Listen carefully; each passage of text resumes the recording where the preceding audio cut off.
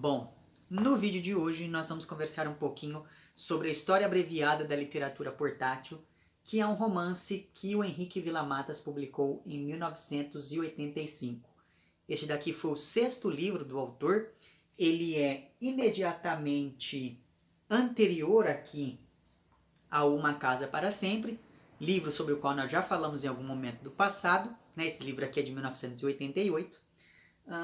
E de certa maneira, o História Abreviada da Literatura Portátil acaba antecipando muitas discussões que depois o Villa-Matas acabaria retomando na sua chamada tetralogia do autor, que é composta pelos livros Bartleby e Companhia, O Mal de Montano, Paris Não Tem Fim e Doutor Passavento. Brevemente eu pretendo gravar aqui, alguns vídeos sobre todos esses livros, uma vez que eles estão na minha meta de leitura deste ano, e eu terminei de lê-los ainda no primeiro semestre, de 2020, mas como eles demandam um pouco mais de discussão, digamos, eu ainda não pensei como que eu vou estruturar essa minha fala, enfim, mas em breve eu vou fazer o vídeo sobre estes livros, mesmo porque eu fiquei pensando que talvez fosse interessante mesmo eu comentar um pouco antes sobre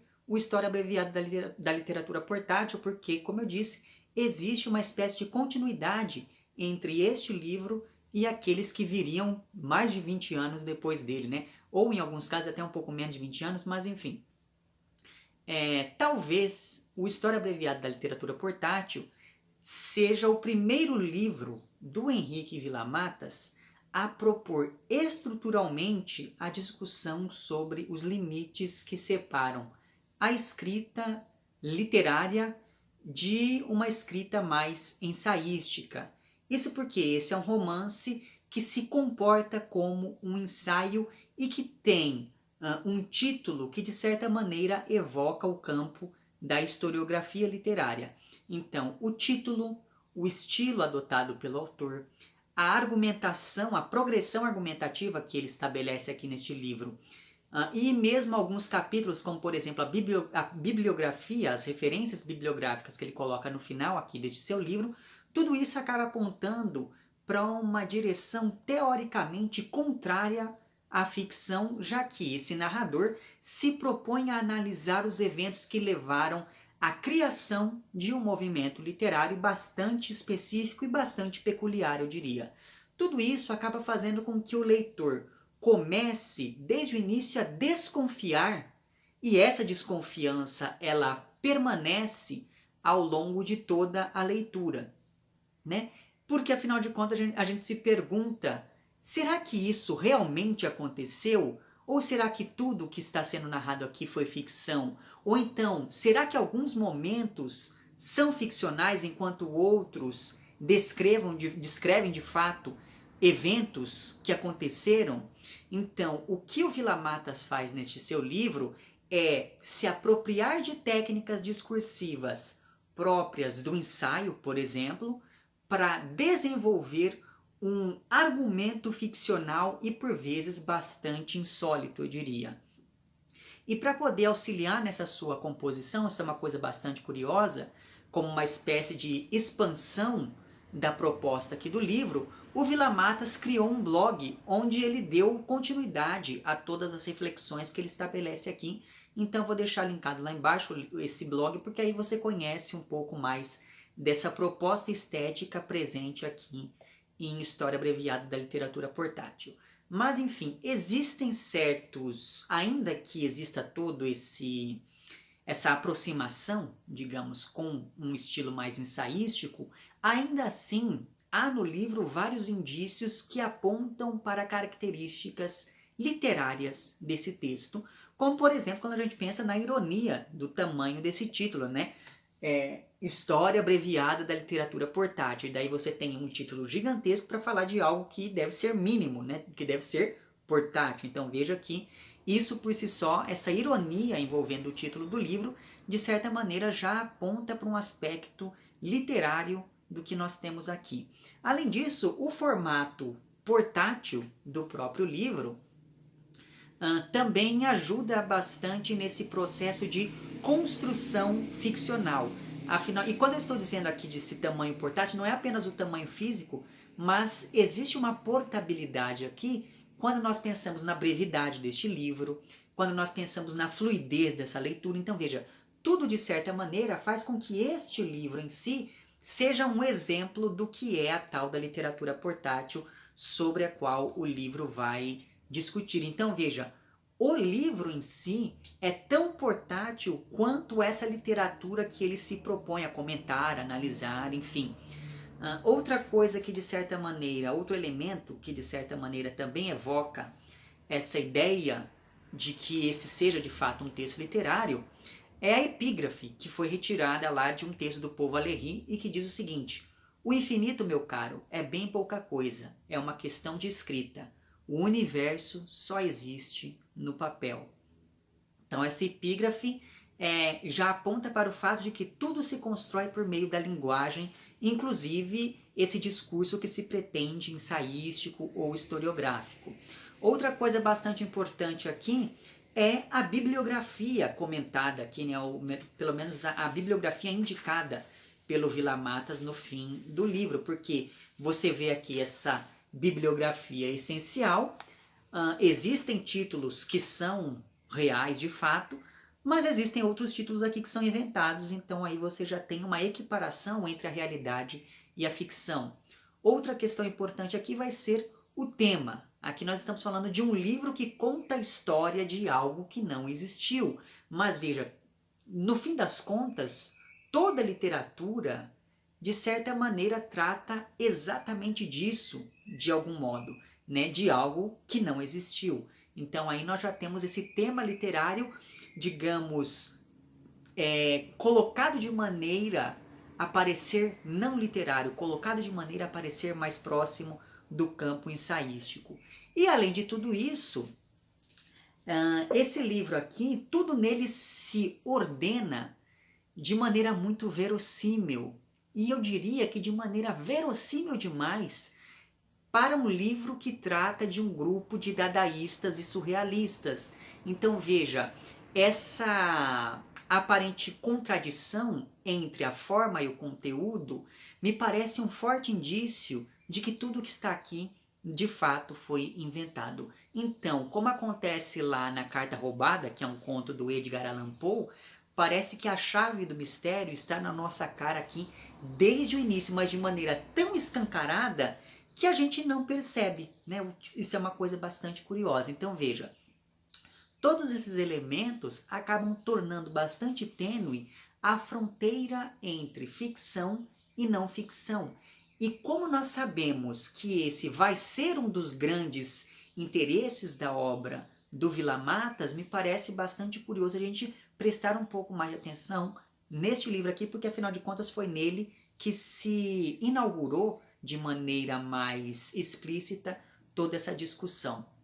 Inclusive, esse livro ele inaugura muitos dos elementos que depois serão não apenas recorrentes, mas também centrais para entender a literatura do Henrique Vila Matas. Então, aqui o autor apresenta personagens que depois voltariam em outros de seus textos, como por exemplo uma personagem chamada Rita Malu, que aparece em um conto dele chamado Porque Ela Não Pediu Isto, e depois também aparece em Bartleby e Companhia. Então veja que essa personagem desde 85 ela já estava lá.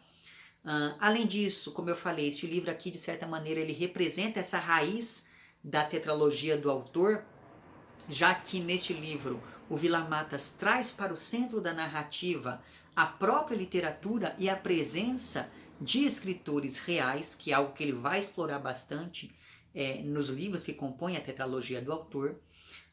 Aqui, então, ele faz esse uso de pessoas e eventos reais de modo a ficcionalizar a realidade, digamos. Outro elemento que vai estar aqui presente e que, de certa maneira, vai retornar em vários livros do Henrique Vila Matas é a figura do Marcel Duchamp. Né? Ele aparece aqui no História Abreviada, ele vai aparecer novamente depois em Estranha Forma de Vida, sobre o qual nós já conversamos. ele vai aparecer em Bartleby e Companhia, vai aparecer em Mal de Montano, vai aparecer em Ar de Dylan, que é um outro romance do mesmo autor sobre o qual já conversamos. Né? Então veja que a figura do Duchamp me parece central para que a gente entenda essa proposta estética do Vila Matas, assim como a ideia da coincidência. Né? E essas coincidências aqui, elas são de fato reais, mas elas acabam sendo incorporadas à ficção. Então o tema da coincidência é muito caro a este autor também, assim como o tema dos grupos ou sociedades secretas. Então aqui nós temos os Shandies, cujo objetivo é criar uma literatura portátil. Depois nós vamos ter o grupo dos Bartlebys, que negam a literatura. Depois nós temos o grupo das pessoas que sofrem do mal de Montano, ou da síndrome de Montano, que são pessoas que só pensam em literatura. Em Ar de Dylan, nós temos os infraleves, que compõem ali uma sociedade que se dedica a não fazer nada de concreto. Então veja, esse tema da sociedade secreta sempre vai aparecer nas obras do Vila Matas também.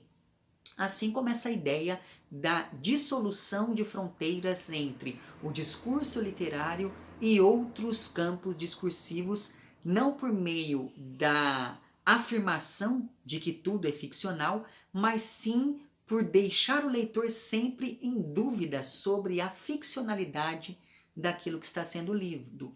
Afinal de contas, tudo parece tão possível aqui e ao mesmo tempo tudo é tão cheio de contradições que o leitor acaba tendo que sair ali de uma atitude passiva e ir caçando, digamos assim, as referências explícitas ou não que o Vila Matas vai colocando nessas suas obras. Então, além de tudo, a ludicidade do resto da obra do Vila Matas já está presente aqui neste seu livro de 85, assim como traços mais estilísticos como o humor, a ironia, o tema do duplo, a biografia de autores e de escritores, enfim, a equivalência entre verdade e mentira, o nonsense e etc.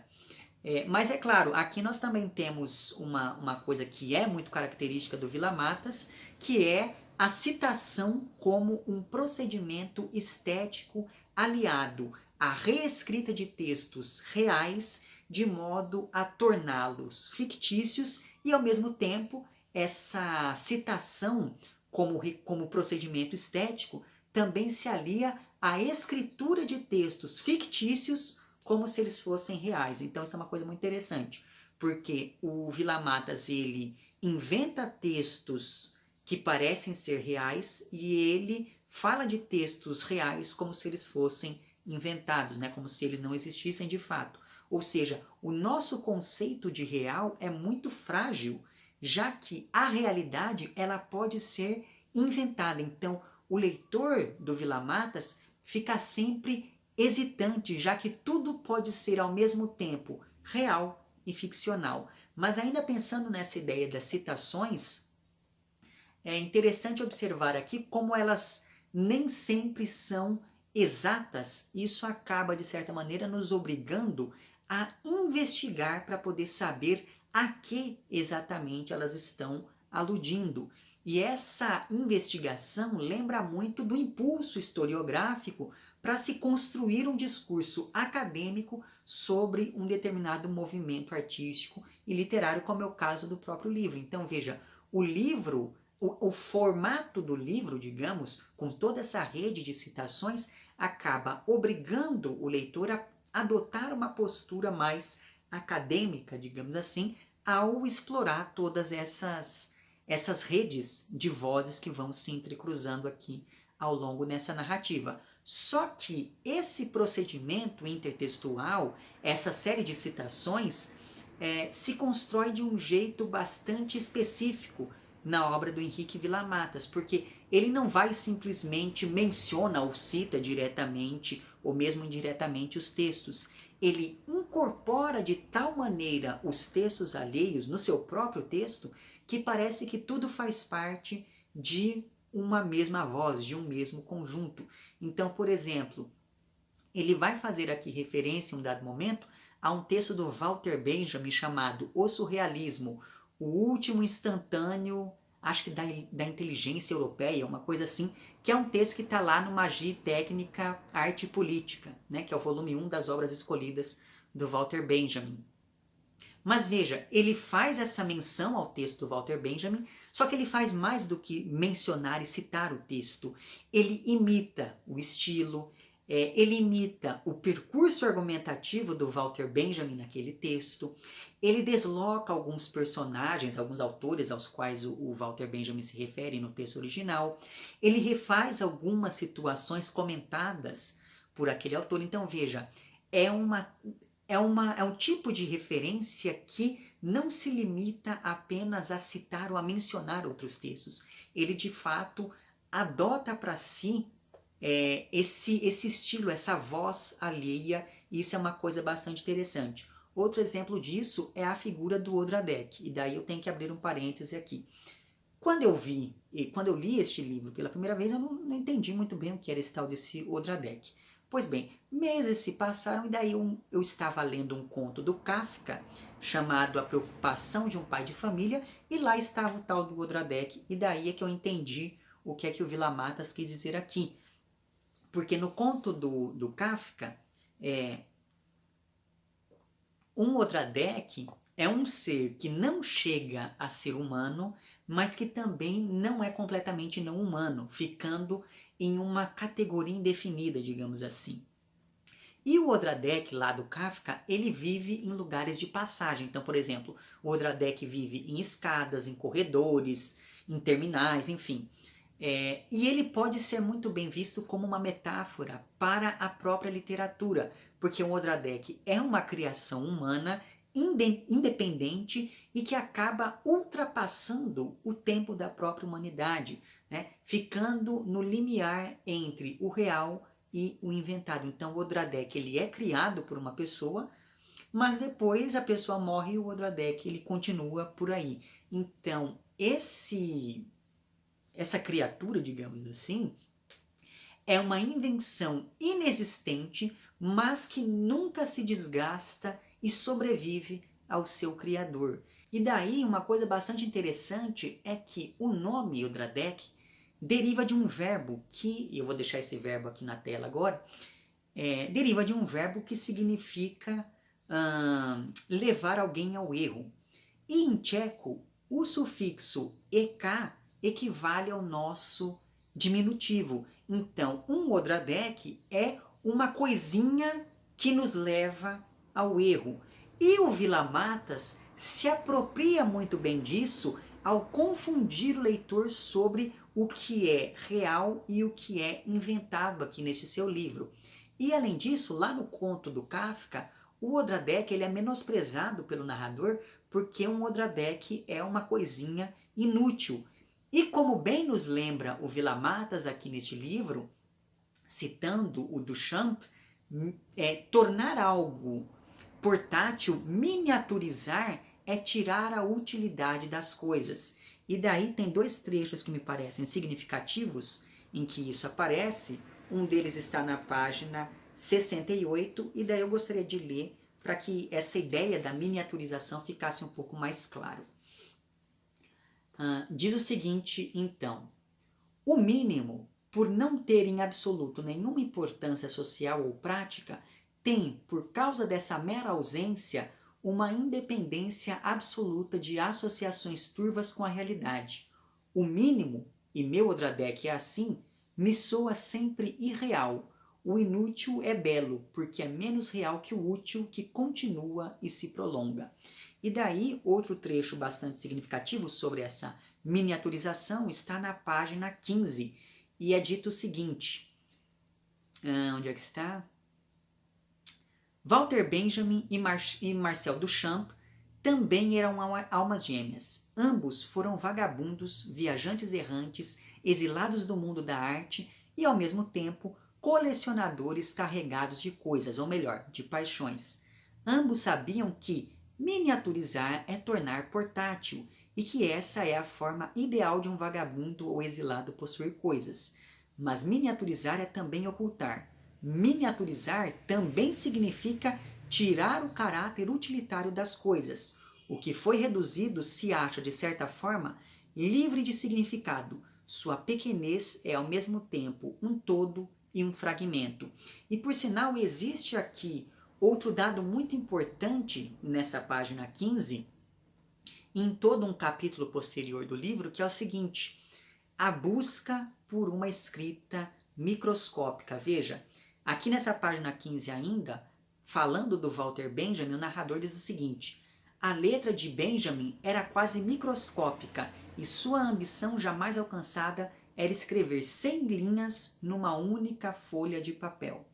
E daí é bastante curioso porque essa escrita microscópica do Walter Benjamin aparece também em um outro capítulo posterior aqui do livro, e nesse capítulo existe teoricamente a transcrição de um postal, de um cartão postal feito pelo Aleister Crowley, que é aquele satanista bastante importante. E nesse postal só coube tanta coisa porque o Crowley também era adepto dessa escrita microscópica. É uma coisa muito curiosa, porque você pensa em um postal é, sei lá, deste tamanho aqui, e o capítulo do livro deve ter umas 15 páginas, que seria, teoricamente, a transcrição desse postal. Então, veja, essa ideia de uma escrita microscópica me parece bastante curiosa, porque nesse postal consta ainda uma definição bastante interessante do que é essa postura dos Shandies, que é o nome dos membros dessa sociedade secreta.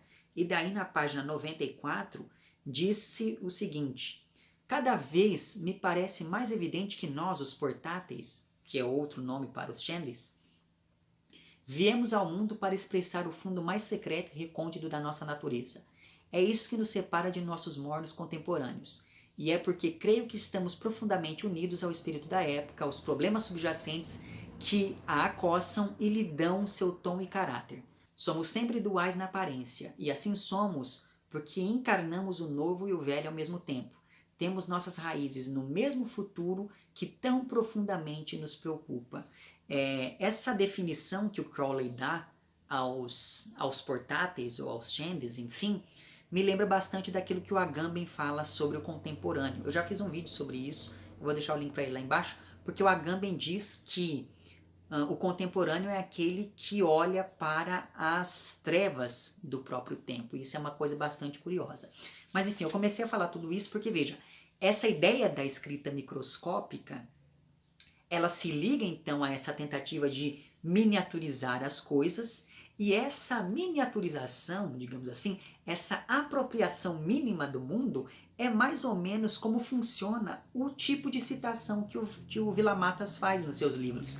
Ele torna aquilo que é grandioso pequeno o suficiente para poder se confundir com a própria voz, né? A grandiosidade de um Borges, de um Walter Benjamin, de um Marcel Duchamp, tudo isso é encolhida para que ele possa manipular essas outras vozes da maneira como bem entender. Então veja, essa escrita microscópica, ela vai estar presente aqui, ela se liga a esse sistema de citações, e ela também vai estar presente na tetralogia do autor, quando nós pensamos, por exemplo, aqui no Doutor Passavento. Neste livro nós temos como tema central o desaparecimento da escrita, digamos assim. E uma das maneiras de desaparecer é justamente escrever com uma letra cada vez menor, pelo menos isso é o que fica claro em determinados pontos aqui dessa narrativa. Então veja como todos esses livros, de certa maneira, estão muito ligados uns aos outros. Muito bem, todas essas informações que eu fui dando até agora, de certa maneira, serão usadas para poder aqui contar a história dessa sociedade secreta dos Shandies, também conhecidos como os portáteis. Esse grupo existiu, ou teria existido, entre 1924 e 1927. Então perceba que a própria duração dessa sociedade é portátil. Eles duraram muito pouco tempo na condição de grupo.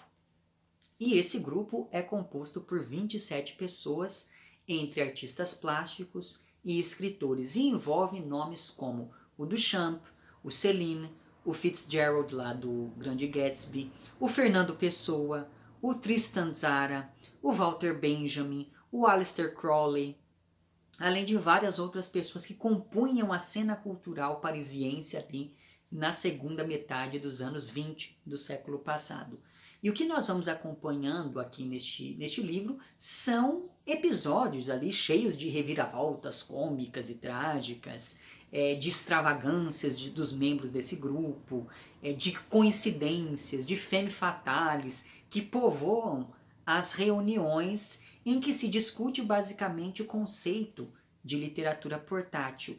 E esses eventos todos narrados aqui, eles estão de certa maneira relacionados à formação e depois à dissolução dessa sociedade secreta que tinha uma cartilha, um manual de conduta, digamos, bastante interessante. Então, os shandies ou os portáteis, enfim, eles deveriam conspirar apenas por conspirar, então eles conspiravam a partir de nada e não tinham objetivo nenhum com toda essa conspiração, ou seja, eles se reuniam ali para levantar boatos. E como alguns membros eram ligados ao ocultismo, como o Aleister Crowley, os shandies tentavam ver coincidências numerológicas em tudo ao seu redor. Isso é uma coisa bastante interessante.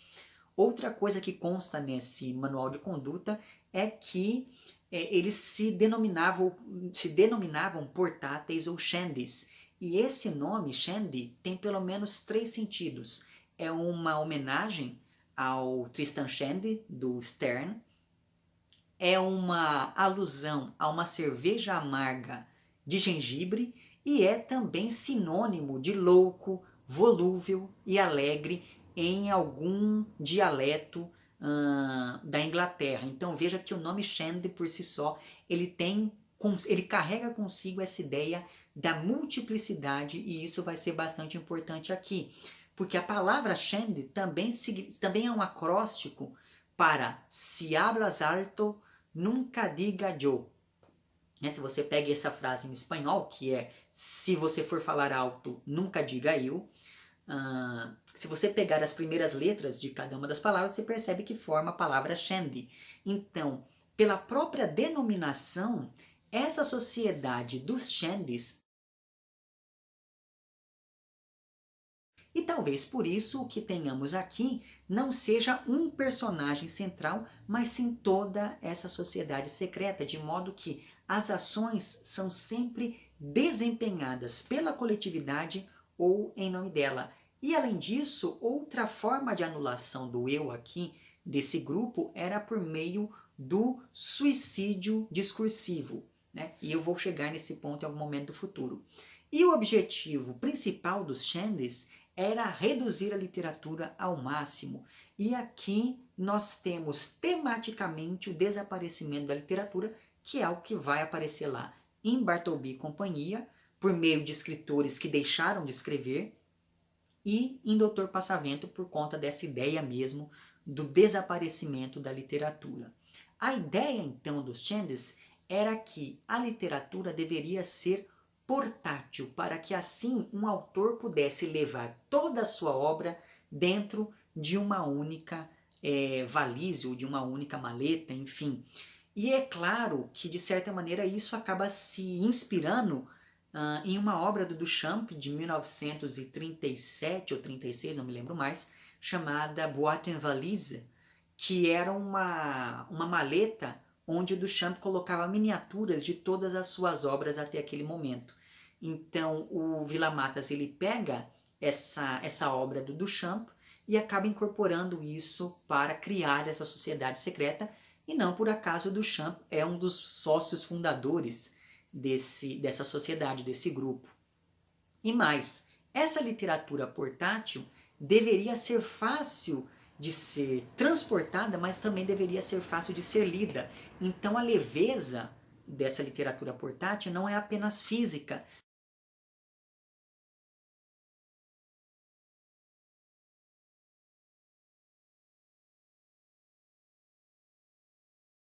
E isso me fez pensar bastante no lugar da literatura na contemporaneidade, porque, por exemplo, você pega uma peça de teatro como, cadê ela? Como aqui Dostoiévski Trip, do Vladimir Sorokin, sobre a qual nós já conversamos em algum momento do passado, aqui nessa peça nós temos personagens que sofrem uma overdose depois de tomar uma dose de Dostoiévski. Então veja, tanto aqui no livro do Sorokin quanto nesse livro do Vila Matas, com essa necessidade de tornar a literatura mais leve, tudo isso me parece que gira em torno da discussão que conclui que na verdade não é possível suportar certos livros, né? Ou seja, a leveza é importante para essa sociedade secreta porque essa leveza ajuda nesse processo de miniaturização da literatura. E leveza aqui, é claro, tem o sentido de se opor à gravidade e à seriedade de uma literatura mais canônica, que trata dos grandes problemas filosóficos da natureza humana e blá blá blá. Resumindo então, os Shandies, eles não se levavam muito a sério e por conta disso eles achavam que a literatura deveria não ser levada tão a sério também. Daí tem um trecho bastante interessante na página 56, em que é dito o seguinte: os Shandies nunca se acreditaram importantes, como também nunca carregaram nada importante em suas leves bagagens. Apenas obras miniaturizadas que refletiam, todas e sem exceção, seu absoluto desdém por tudo que se considera importante, grave e fundamental. Muito bem, então. Basicamente, esse é o manual de conduta dos membros dessa sociedade portátil. E para ser um membro, para ser considerado um Shandie, era preciso cumprir alguns requisitos básicos. Então, por exemplo, a pessoa para ser considerado um portátil deveria ser... Afinal de contas, nós estamos falando ali naquele período posterior às vanguardas. Então, alguns membros de vanguarda estiveram presentes aqui nessa sociedade secreta, né, como o próprio Duchamp. Outro requisito era respeitar a negritude, porque a sociedade foi fundada em Port-Actif, que é uma cidade na África, e daí é claro que o nome dessa cidade, Port-Actif, você se lembra de portátil em francês, né? Isso não me parece à toa. Outro, digamos, pré-requisito era ser uma figura marginal, não ter grandes propósitos, aceitar a existência de duplos, sobretudo dos Odradeques aqui, e levar a vida ali com certa fleuma.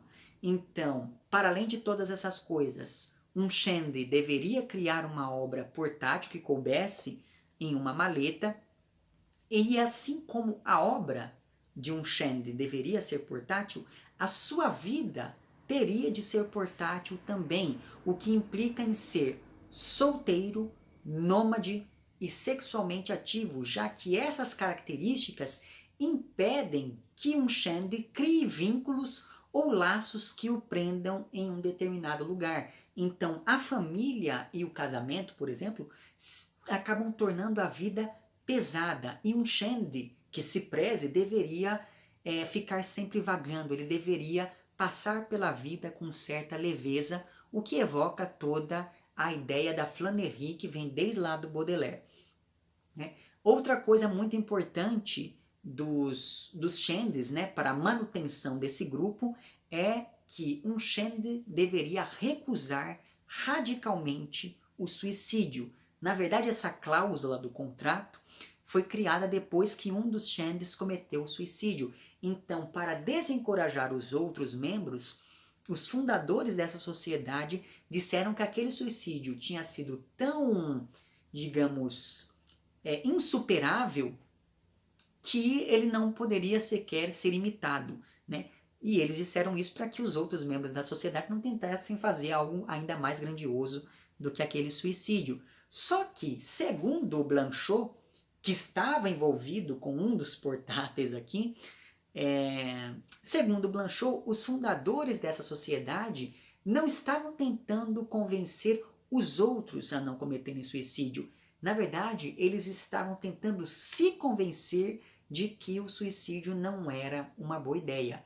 Então, para solucionar todo esse problema, todo esse dilema, os Shandies passaram a cometer suicídio através da escrita. E isso evoca o tema da negação da literatura, que voltaria novamente lá com a tetralogia do autor. E esse tema do suicídio por meio da escrita é bastante interessante, porque a pessoa poderia escrever sobre o suicídio, a pessoa poderia louvar o suicídio, mas a pessoa não podia cometer suicídio na vida real. Então veja, se o livro se propõe a ser um documento historiográfico, o estilo do Vila Matas é apenas factual, digamos, ele se atém aos fatos. E além disso, não existe aqui uma trama propriamente dita, já que nós estamos falando de um livro que se pretende historiográfico ou ensaístico.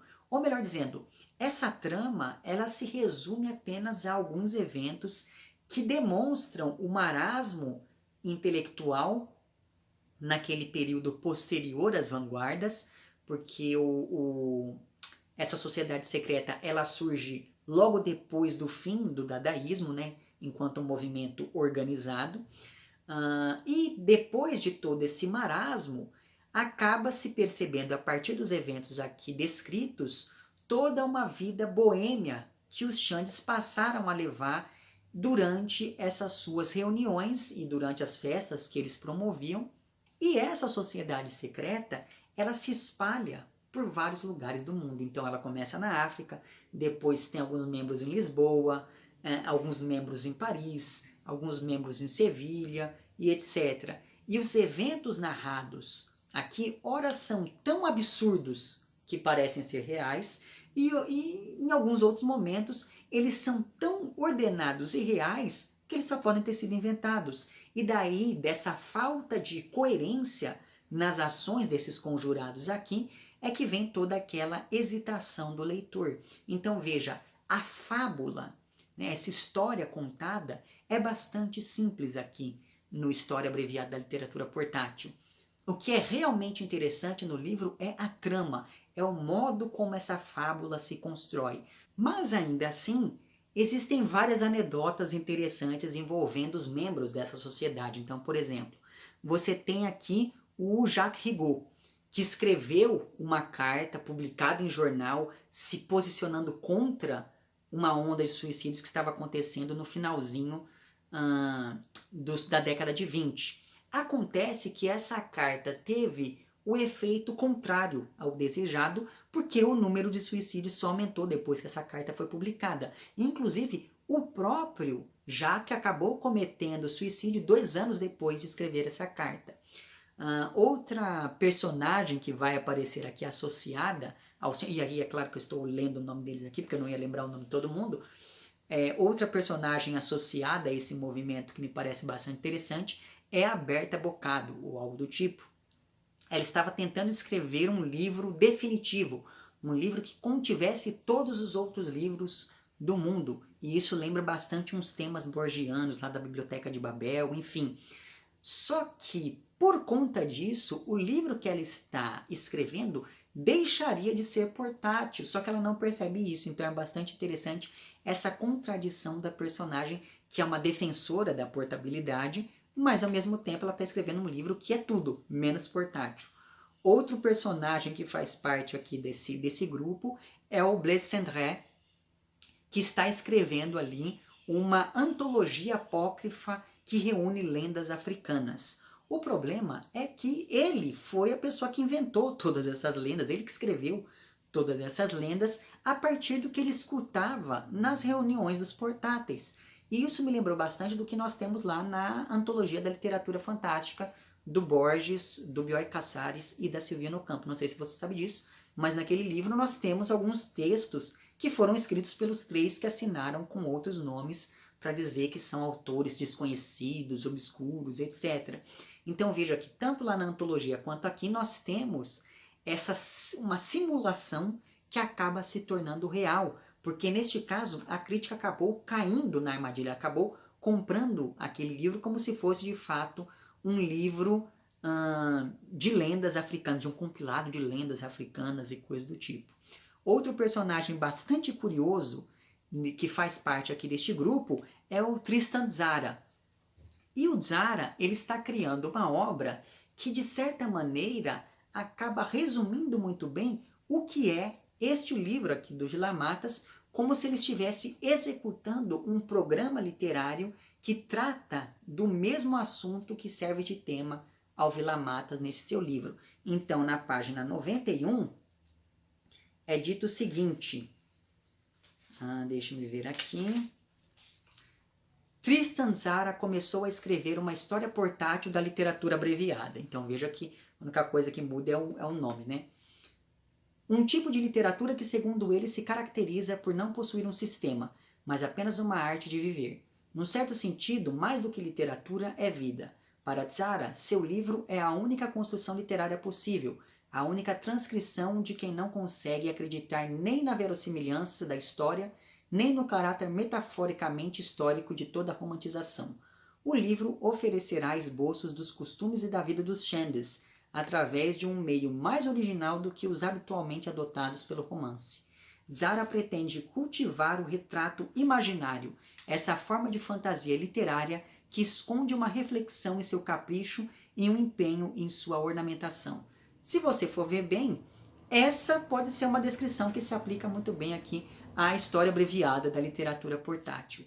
Outro personagem aqui envolvido com os Shandes e que me chamou bastante atenção é o Ramon Gonzalez. Ele tem um determinado momento em que ele quebra todos os espelhos de sua casa porque ele passa a ver a imagem de seu pai refletida. E essa tensão entre pai e filho também é uma coisa recorrente na obra do Vila Matas. Está presente lá em Ar de Dylan, está presente em A Viagem Vertical, está presente em Estranha Forma de Vida e etc. E daí é claro que existem algumas outras coisas, alguns outros personagens que eu acabei não anotando aqui, mas que me pareceram bastante interessantes. Então, por exemplo, tem um personagem aqui que ele é contra o romance e a favor de textos como o conto, o prólogo, o fragmento, o apêndice, a nota de rodapé. Então, todos esses textos considerados uma literatura menor são valorizados por esse personagem. E isso me lembrou bastante do que nós temos lá em Mack e seu Contratempo, porque o Mack, que é o narrador lá daquele livro do Vila Matas, ele tem essa postura também. Inclusive, já comentei sobre Mack e seu Contratempo em algum momento do passado, o link estará lá embaixo também.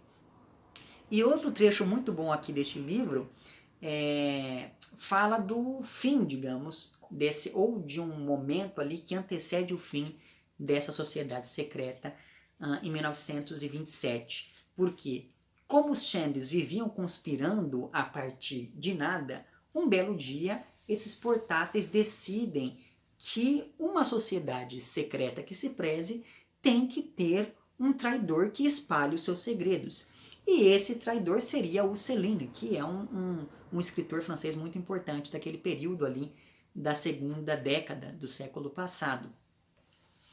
E segundo essa conspiração dos portáteis, o Céline seria membro de uma outra sociedade secreta cuja conspiração maior e o objetivo final eram justamente destruir a sociedade dos portáteis. A partir disso, os Shandes passam a evitar o Céline e vão parar, de uma maneira completamente aleatória, em um hospício. E é desse hospício que saem as melhores composições, digamos assim, de todo esse grupo. Mas o curioso é que existe de fato um traidor, mas não é quem eles pensavam. O traidor acaba se revelando uma outra pessoa, e daí eu não vou dizer quem é o traidor nessa história.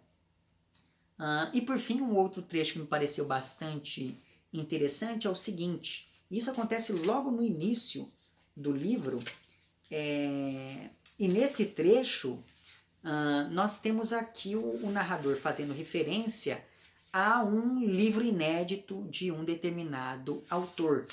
Mas, como o livro é inédito, nós não sabemos se esse livro mencionado existe ou não.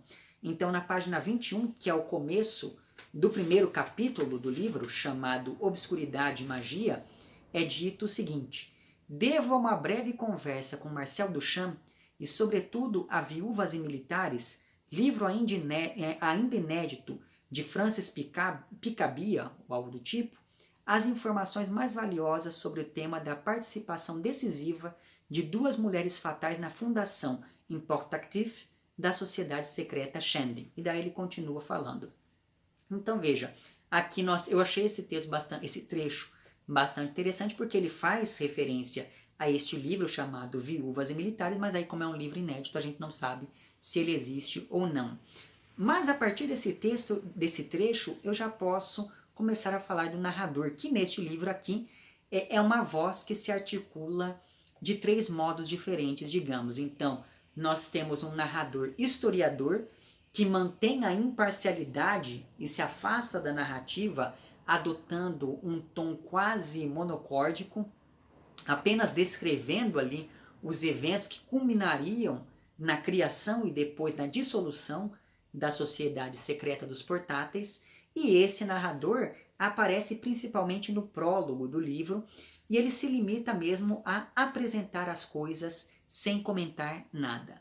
Aí, a partir desse primeiro capítulo, nós temos um narrador testemunha, um narrador personagem que participa das ações que estão acontecendo, né? Afinal de contas, ele já começa dizendo: devo uma breve conversa com Marcel Duchamp. Então veja, esse cara ele se coloca aqui como personagem dos eventos narrados. E esse narrador que assume a primeira pessoa aparece desde esse primeiro capítulo, mas o momento mais interessante dele mesmo é conforme o livro vai se encaminhando para o final. E por fim nós temos aqui uma espécie de narrador ficcionista que mistura os 2 narradores anteriores, o historiador e o testemunha. E esse narrador ficcionista, ele é ali onisciente, ele está em terceira pessoa, e esse é o narrador que cria todo o jogo entre simulação e simulacro que nós temos no narrador testemunha, por exemplo, porque afinal de contas, o narrador personagem, o testemunha, enfim, ele diz que conversou com o Marcel Duchamp, e dessa maneira ele acaba aproximando realidade e ficção. Então veja, essas memórias desse narrador personagem, desse narrador testemunha, enfim, essas memórias elas dizem respeito a coisas que não aconteceram. Elas são memórias inventadas e inclusive tem um conto do Henrique Villa-Matas chamado Memórias Inventadas, que está lá no livro dele de nome Chet Baker Pensa em Sua Arte, que é um livro do Villa-Matas, enfim, para o qual já tem vídeo também, e o link vai estar lá embaixo.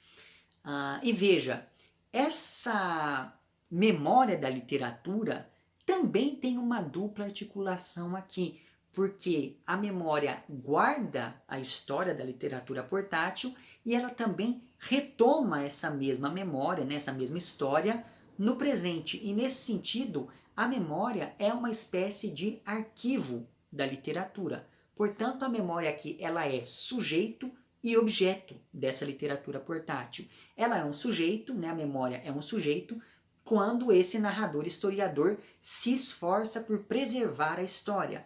E essa memória é um objeto quando o narrador personagem se lembra da sua atuação na sua participação nesses eventos narrados. E por tudo isso fica evidente que mais interessante do que a fábula narrada é o modo como essa narrativa se articula de maneira a demonstrar que a realidade pode ser condicionada e criada a partir da ficção.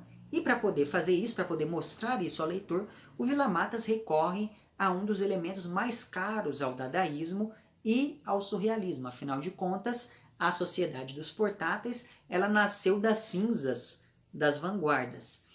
E esse elemento importante é o acaso.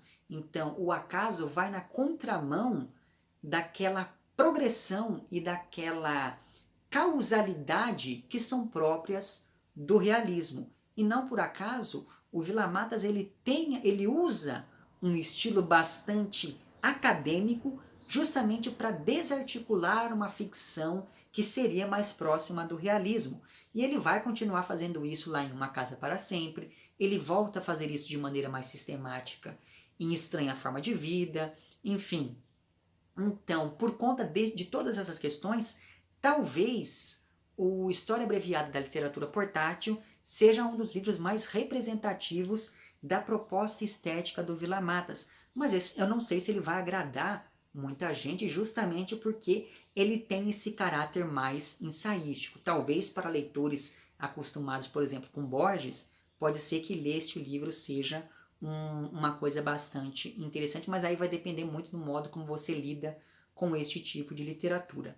Então veja, este livro aqui, de 85, ele já traz várias coisas, mesmo que de maneira embrionária, que estariam presentes depois em vários outros livros do Henrique Villa-Matas. Então eu não sei se seria uma boa ideia começar por ele, ou se seria uma boa ideia terminar por ele, ou se seria uma boa ideia fazer as duas coisas. Começar esse livro, a obra do Villa-Matas por este livro, ler tudo e depois voltar a este livro no final para poder encerrar as discussões propostas por este autor com essa sua obra, certo?